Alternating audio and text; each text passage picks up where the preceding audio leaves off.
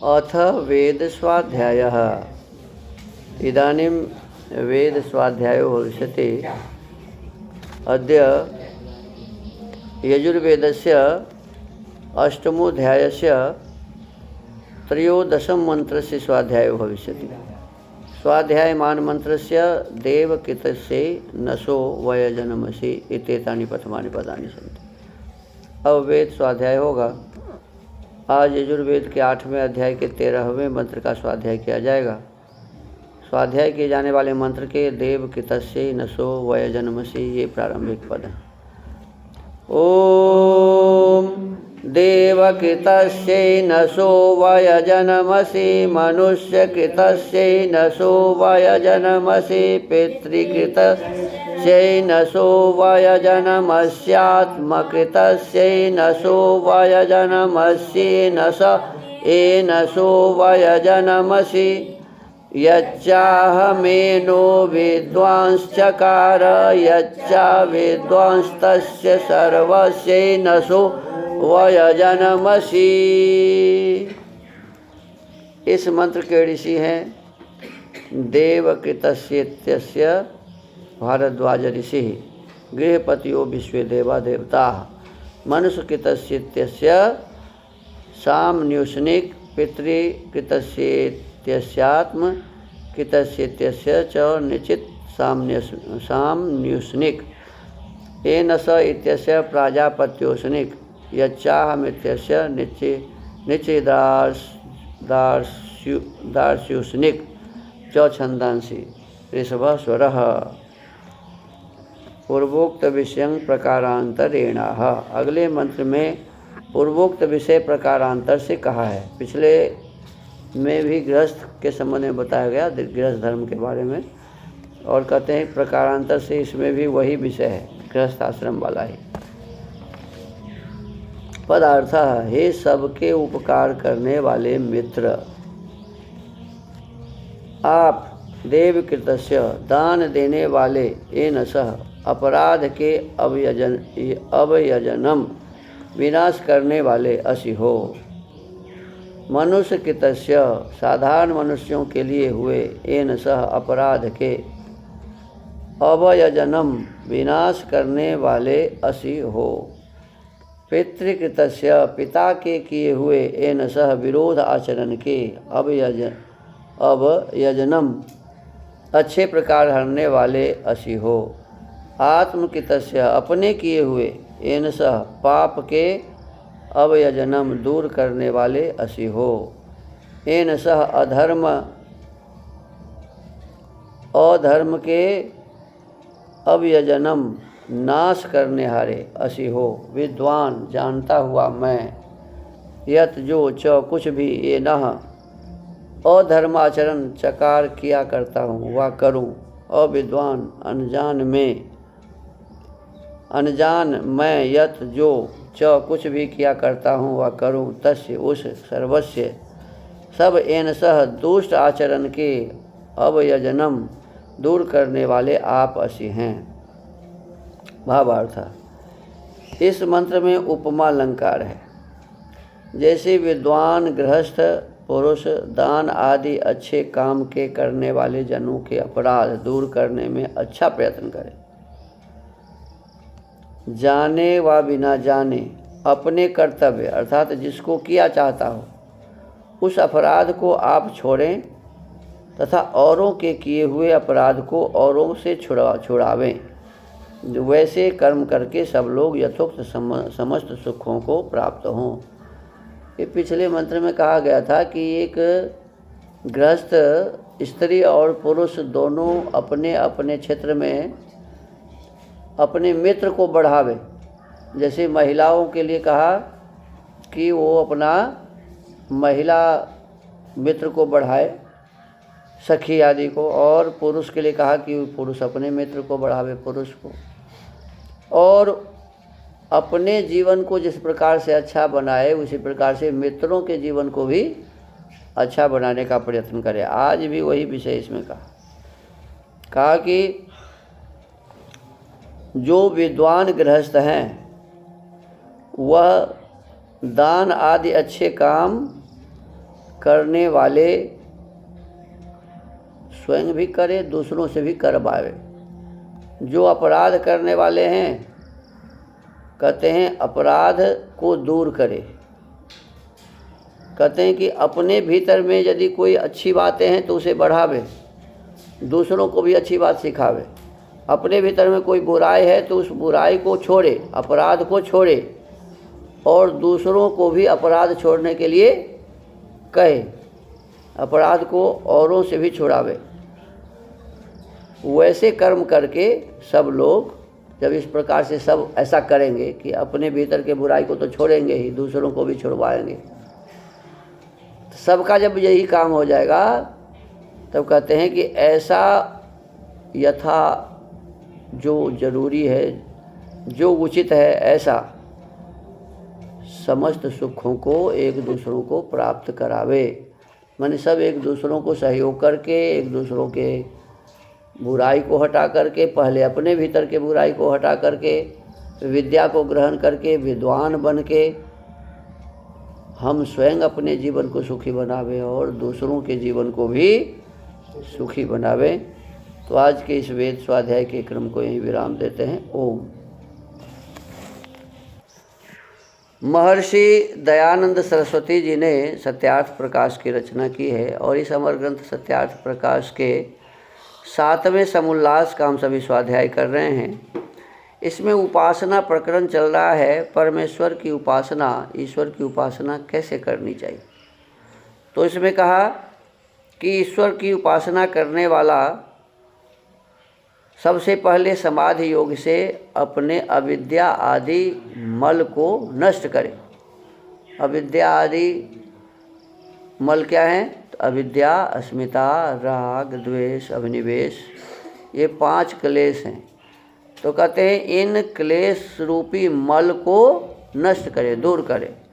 और वो कैसे किया जा सकता है? तो इसमें बताते हैं कि जो व्यक्ति किसी से बैर नहीं रखेगा, जो व्यक्ति किसी से भी बैर नहीं रखेगा, अर्थात अहिंसा का पालन करेगा, जो सदा सत्य ही बोलेगा, कभी भी इस वाणी से झूठ नहीं बोलेगा, जो स्वप्न में भी किसी के सामान को चोरी करने का भाव नहीं बनाएगा, अपने मन से, वचन से, कर्म से चोरी नहीं करेगा।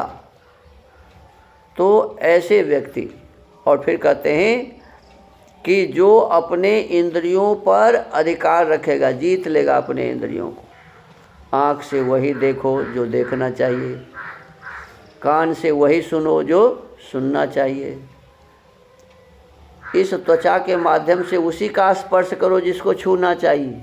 देखो,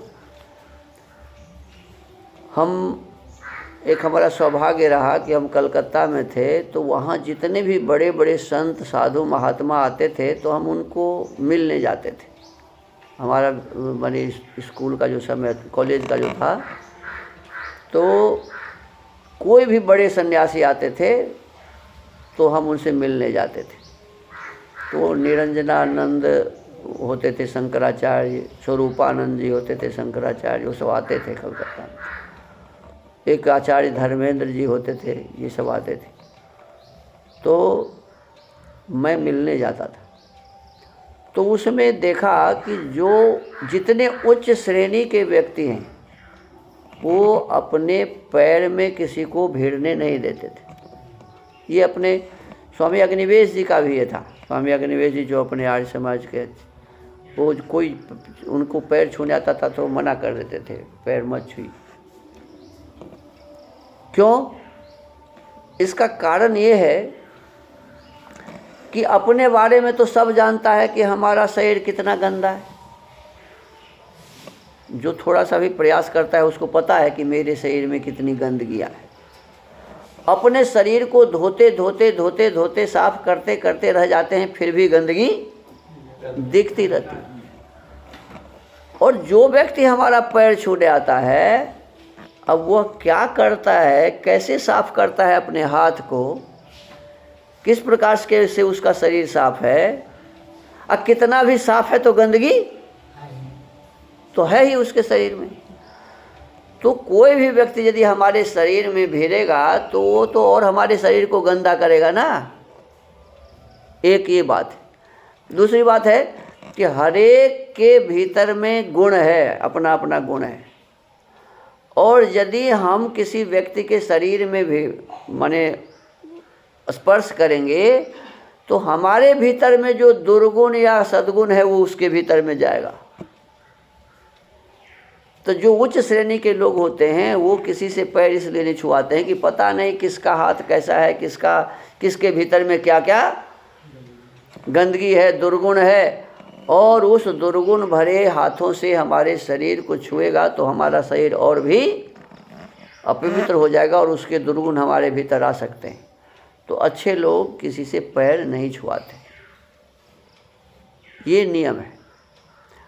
आप में से भी जो बच्चे ये समझदारी भीतर में एहसास करेंगे ना तो उनको भी समझ में आ जाएगा, अरे मैं दिन रात अपने शरीर को साफ करता हूँ और फिर भी मेरे शरीर में गंदगी भरे ही पड़े हैं। जो कभी साफ नहीं करता उसके शरीर में भेड़ने से क्या लाभ हो, तो हानि ही हानि है। तो दूसरे के शरीर में भेड़ने का प्रयास नहीं करेगा। समझदार व्यक्ति कभी भी किसी के शरीर में भेड़ने का प्रयास नहीं करेगा। तो हमको आपको इस बात पर विचार करना चाहिए। तो उसी में यही कहा इसमें कि अविद्या आदि जितने भी मल हैं उसको दूर करने के लिए सबसे पहली बात क्या बताई कि हमें किसी से बैर नहीं करना चाहिए, अहिंसा का पालन करना चाहिए, सदा सत्य बोलना चाहिए, सत्य व्यवहार रखना चाहिए, किसी के सामान लेने की इच्छा नहीं करनी चाहिए और अपने सभी इंद्रियों को अपने बस में रखना चाहिए। इंद्रिय जीत बनना चाहिए, यह है ब्रह्मचर्य। इंद्रजीत बनना ब्रह्मचर्य है। और इसके पश्चात कहा अपरिग्रह। अपरिग्रह का मतलब इसमें स्वामी जी लिखते हैं कि किसी भी प्रकार का अभिमान अपने भीतर में। अब बहुत सारे विद्या हम सीख लिए और ये समझते कि मैं तो बहुत बड़ा विद्वान हो गया, ये अभिमान है। अरे परमेश्वर के इस संसार में आप कितना सीख सकते हैं? कितना भी सीखेंगे तो थोड़ा ही होगा। कहते हैं कि न्यूटन बहुत बड़ा वैज्ञानिक हुआ। न्यूटन के से किसी ने कहा कि आप तो बहुत बड़े विद्वान हैं। कह रहे क्या विद्वान हैं, ये समुद्र है ना, समुद्र के किनारे जो रेत पड़े हैं, रेत माने बालू, वो रेत जो पड़े हैं उस रेत का एक कण ही अभी तक मिला है। देखो, जो जितने बड़े विद्वान होते हैं उनको ऐसा महसूस होता रहता है कि ये अथाह संसार में मेरे ज्ञान तो कुछ भी। लोग थोड़ा थोड़ा समझ जाते तो कहते हैं मुझसे अच्छा कोई नहीं, मैं तो इतना जान गया। अरे क्या जानेंगे आप हैं? तो उस परम ब्रह्म परमेश्वर के इस संसार में हमें कभी भी यह नहीं सोचना चाहिए कि मैं इतना बड़ा, मैं ऐसा, मेरे पास वो। ये है अपरिग्रह। इसका नाम क्या है? अपरिग्रह। तो हमको आपको इस पर विचार करना चाहिए।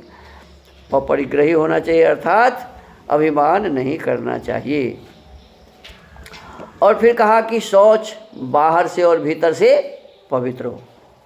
अद्भिर्गात्राणि शुद्ध्यन्ति मनः सत्येन शुद्ध्यन्ति विद्या तपोभ्याम भूतात्मा बुद्धिर्ज्ञानेन शुद्ध्यति। बाहर जल आदि से शुद्ध कीजिए, कपड़े को, शरीर को, जहाँ रहते हैं उस स्थान को, जिसमें भोजन करते हैं उस बर्तन आदि को, सारे पदार्थ को बिल्कुल शुद्ध और पवित्र रखना चाहिए। ये बाहरी शुद्धि है। और सत्य बोल के अपने मन को शुद्ध कीजिए, सत्य व्यवहार करके अपने मन को शुद्ध कीजिए। विद्या और तप करके अपने आत्मा को शुद्ध कीजिए और अधिक से अधिक जानकारी हासिल करके, ज्ञान प्राप्त करके अपने बुद्धि को शुद्ध और पवित्र बनाइए। ये है बाहर और भीतर की शुद्धि। और इसके पश्चात कहा संतोष। संतोष का इसमें बताया कि पुरुषार्थ करने के पश्चात, जब हम पुरुषार्थ कर चुके और उससे अधिक हम नहीं कर सकते, फिर जो हमारे पास कुछ कमी है तो उसके लिए परमेश्वर के पर छोड़ दो कि परमेश्वर आपने जो कुछ भी दिया वह बहुत है, हैं। परमेश्वर की कृपा से हमें जो कुछ भी मिला है, ऐसे नहीं भाई मैं तो इतना किया मुझे इतना ही मिला, ऐसे भाव नहीं होने चाहिए। और इसके पश्चात है संतोष के बाद तप। तप का है कि यदि किसी भी परिस्थिति में हमें विद्या हासिल करना है और उसके लिए दुख हो रहा है, परेशानी हो रही है, तो उसको सहना चाहिए। अच्छे काम में के करने में कष्ट होता ही है, तो उस कष्ट को प्रसन्नता से सह लीजिए, ये है माने तप। और फिर है स्वाध्याय। वेद, परमात्मा की वाणी और वेदानुकूल जितने भी ग्रंथ हैं उसका बार बार पढ़ना स्वाध्याय है।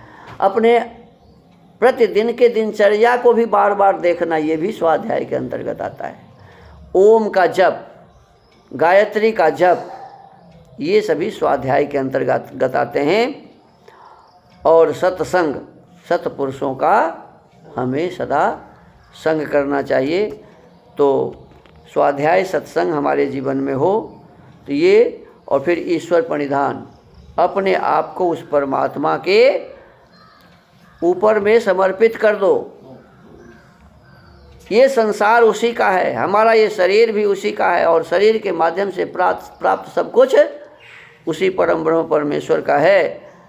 तो ये ऐसा समझकर परमात्मा के ऊपर में अपने आप को समर्पित कर दीजिए। ये है ईश्वर प्रणिधान। आत्मा को परमेश्वर की आज्ञानुकूल, जैसा उन्होंने कहा है वेद में, परमेश्वर ने जैसा कहा है उस प्रकार अपने आप को परमेश्वर के आज्ञा के अनुसार अपने आप को समर्पित कर दीजिए। ये 5 नियम है, शौच, संतोष, तप, स्वाध्याय और ईश्वर प्रणिधान। तो इन 10 को अपने जीवन में धारण करके हम विद्वान बन सकते हैं, श्रेष्ठ बन सकते हैं, परमात्मा के साक्षात्कार करने योग्य बन सकते हैं। ये योग्यता हमारे भीतर में हो जाएगी। और बाद बाकी और जो है उसको कहा कि योग दर्शन से हमें पढ़ना चाहिए, आसन, प्राणायाम, प्रत्याहार, धारणा, ध्यान और समाधि। जब इन साधनों को नहीं आगे कहें कि जब उपासना करना चाहे तब एकांत शुद्ध देश में जाकर, कहाँ? एकांत और शुद्ध देश में जाकर आसन लगा, प्राणायाम कर, बाह्य विषयों से इंद्रियों को रोक, मन को नाभि प्रदेश में व हृदय, कंठ, नेत्र, शिखा अथवा पीठ के मध्य हाड़ में किसी स्थान पर स्थिर कर अपने आत्मा और परमात्मा का विवेचन करके परमात्मा में मग्न होकर संयमी होवें। देखो कई स्थान बताया हुआ है, इसमें से किसी भी स्थान पर हम अपने मन को स्थिर कर सकते हैं। और परमात्मा तो सर्वव्यापक होने से सब जगह है, तो उस परमेश्वर का साक्षात्कार किया जा सकता है। अब इसी विषय वस्तु पर कल चर्चा करेंगे। आज के इस सत्यार्थ प्रकाश स्वाध्याय के क्रम को यही विराम देते हैं। ओम।